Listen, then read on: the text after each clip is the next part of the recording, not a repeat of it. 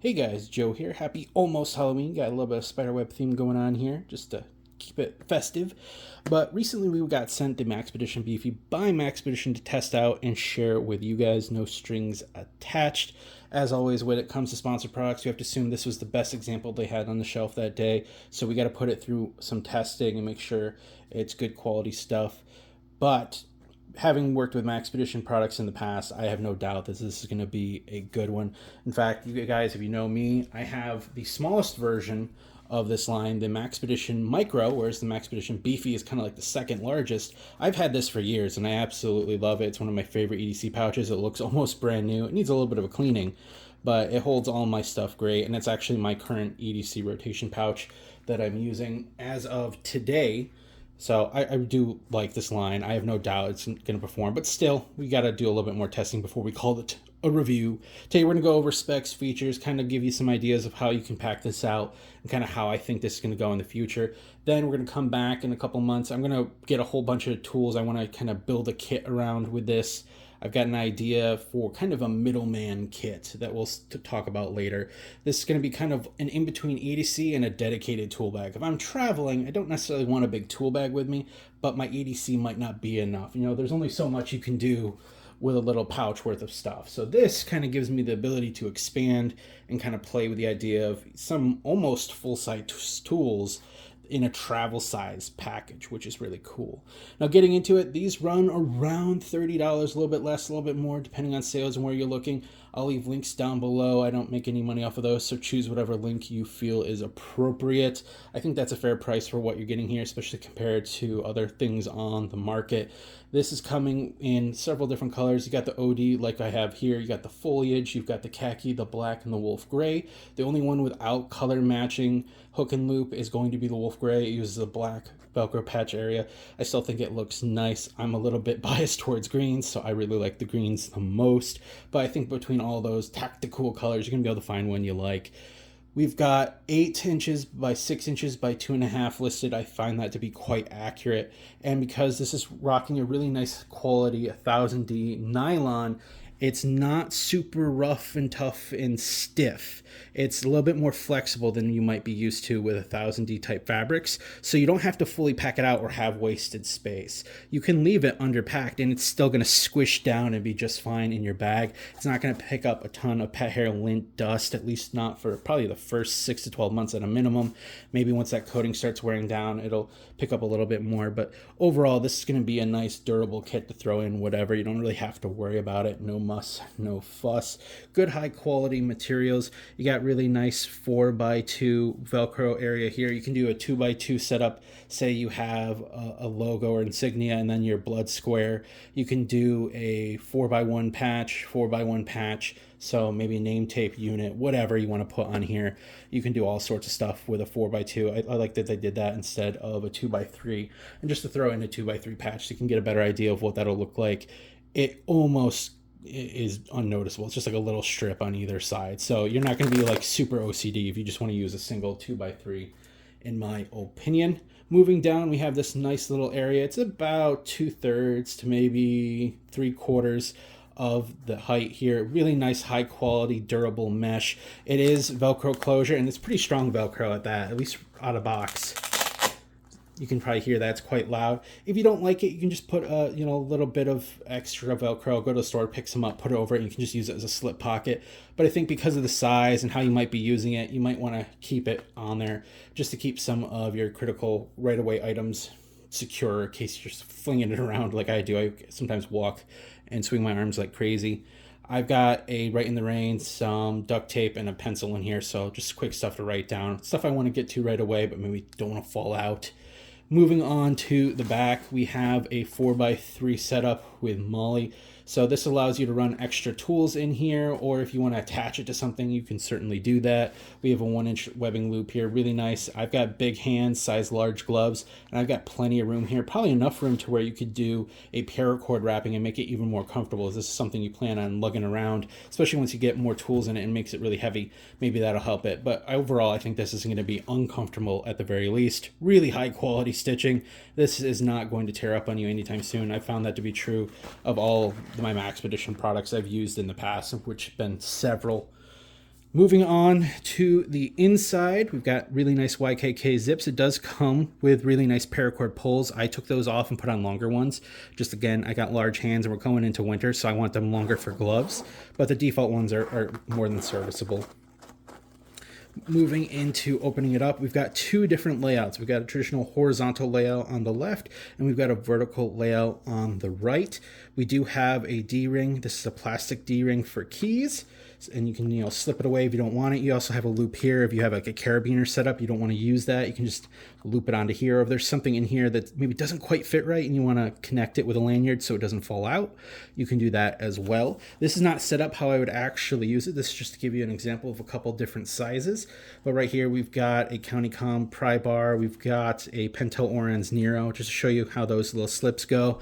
I've got a 91 millimeter Victorinox here. It can fit. It's a little bit tight though. This is a 3-layer, maybe a 2-layer compact would be a little bit better.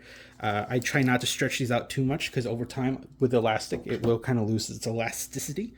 We've got a Rogan EDC pry bar in here, something maybe if you want to jimmy stuff or do some rock hounding, that's more than good enough. And then over here on the big band, I have got my Rat 1, which is still got a little bit of wiggle room. Could probably go a little bit bigger than that. If I were to take this out, say, and bring over my Leatherman Raptors, it might not quite fit ideally, but you could squeeze it in there well enough and get Leatherman Raptors in there. In terms of maybe using this as a trauma kit, I would say, something like a soft tee. It's going to be too wide for that, but you could probably move it over here and have maybe 2 to 3 over on that side. We'll move on to that side next. After we talk about the slip pocket, we've got a really nice big deep slip pocket here. You can put all sorts of notebooks in there or whatever peripherals you need. Obviously, a field notes is fine. If you slip it this way, you probably fit even 2 field notes. In terms of Right in the Rain, I can slip in one of the big spirals if you're going to be like a field technician or whatever. This is the number 146. Plenty of room to fit that in there. The biggest notebook I was able to fit in is the Right in the Rain 374. That's like the perfect size for this. And this is where the depth really comes in handy, and underpacking it. Because let's say you want to use this as a tracking or birding thing.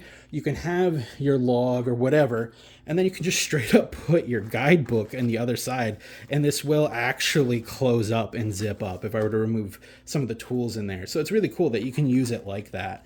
You don't just have to use it for tools. I've seen people use these for artistry setups, painting setups, writing setups, not just tool bags. So that's kind of the cool thing with the Beefy. It's large enough to do a lot of things. In terms of like setting things in here, just to kind of show you, say you want to use this as a bicyclist thing, you can put in a blaze jacket. Say you got to pull over the side of the road and you want some extra visibility. Maybe you forgot your stuff that day, it got rainy or it got dark too soon and you need to work on your bike. You can put this in there. You can put in a pair of gloves, decent work gloves. These are mechanics, size large. If you fold them over, you can get them in there. You can even, if you fold it right, maybe a shamog, something like that, a kefia would get in there. Things that aren't obviously going to fit, flex cuffs, unless you want to fold them in a way that's not really great for them. Large breaching tools, something like this is, the Good Dudes BRB, too big. Large 10-inch pliers, stuff like that, not going to fit. But for most part, you're going to get a lot of stuff in here if you just lay it on top. You don't even have to use the elastic if you don't want to. Now moving into the center, I really like that they have something along the spine. They just have this here. This is going to be great for like cordage. Right now I got 30 feet of paracord in here just to pull off if I need to do shoelaces or tie up someone's pants or whatever if their belt busts. I've got that. Things that are going to be a little bit more rounded or even flat are going to be better here than like really bulky items. Things like if I wanted to put the Raptors in here, I probably could. It just wouldn't be very good. It just wouldn't be the right shape, so to speak. Moving on to the the elastic here, pardon me. I can fit a full Altoids tin in here. So if you have like a bit kit for like little 1/4-inch bits, or if you have a fire kit, first aid kit, whatever, you can put those in here. The top loops can fit all sorts of things. I got a Leatherman Wave. I've got a Bic with some duct tape. You can do a lot with that side as well. And then on the back, which is really nice, you have a zippered pocket. So if you have loose papers, little guides, like say those little 3x5 guides, like how to do knots, how to do march, the acronym for trauma care, stuff like that. You can slip those in there. That is pretty nice, and that's gonna be fine. One thing, over time, the coating on here might get a little gummy if you're in a very damp area, or get flaky over time if you're in a really dry area. So this is an outdoorsy kit. Just understand you don't necessarily want to put anything super valuable on the inside, because over time maybe that coating will shed onto it. But you can do a lot of stuff in here. I've been keeping little zip ties, this little pack of nitrile gloves, I put that in there. All sorts of things. You can, again, put more notebooks in there. You can put something as big as that in there, no problem. The 146, that is. So overall, very useful, very capable. The one thing I would kind of critique with this pouch is the zipper here. It's not that the zipper is bad, but the little metal tab here, it's a little small to get, especially if you're reaching in around tools, kind of hard to get. So I did put paracord on it.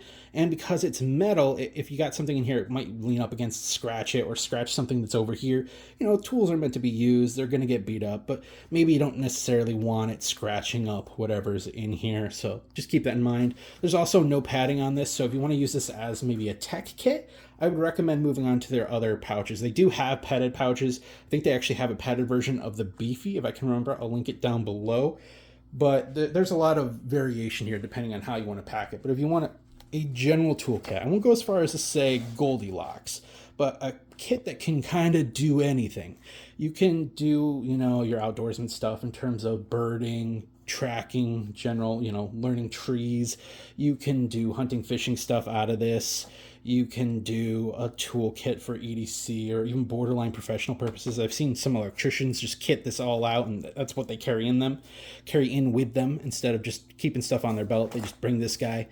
You can do it all with the Beefy. They do have a size larger than this, I believe. They have a padded version of this. I think they might have a dual compartment of this or the next size down, which can hold almost as much. So just look at their catalog and see which one's going to be best for you. But the Beefy is a good place to start, unless you truly only need something small. I have absolutely zero complaints with the Micro. I like it. It's really good for the price. It's better than the cheap Chinese knockoffs of it. Just get this. But when it comes to the bigger pouches, I think this is a really good one, and it makes good use of space. Just to show before we go here, I have a VanQuest pouch, decent pouch as well, almost as big, but it's not really as usable for the size because you've got a ton of elastic here, but it's in this layout where you can only put a lot of like very short stubby tools or items. I'm not really going to need that for my tool setup. Maybe if I had like a bunch of erasers and stuff or cables and whatnot, yeah, I could use this as a tech pouch.